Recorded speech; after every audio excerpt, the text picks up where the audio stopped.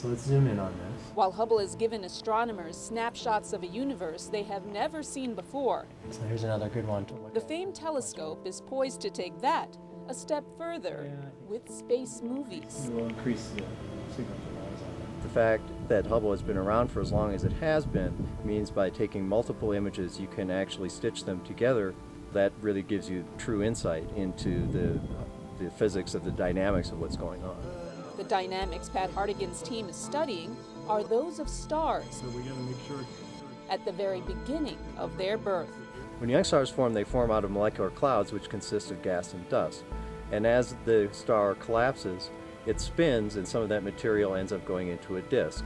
Material from the disk falls onto the star and then is redirected in these highly collimated beams. We can actually see the individual shock fronts as the jet moves out, and we can watch how the jet is interacting with its surroundings and dragging material along with it.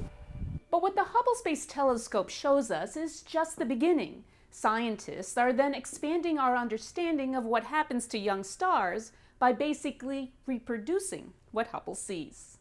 So Adam, where are we now?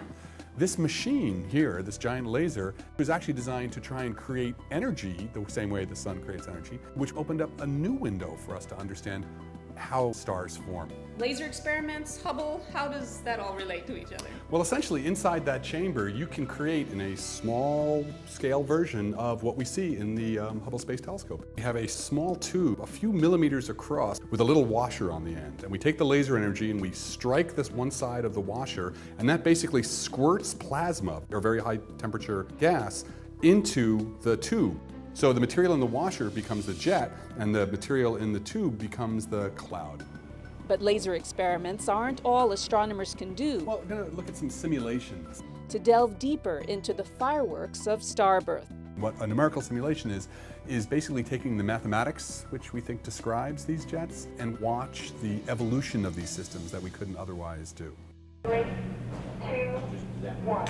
Nature only gives us what it gives us when we look on the sky, but now we have the ability to control the entire environment. It actually forces us to think in a very different way about the phenomena. The phenomena of star formation, which holds the key to how we got here.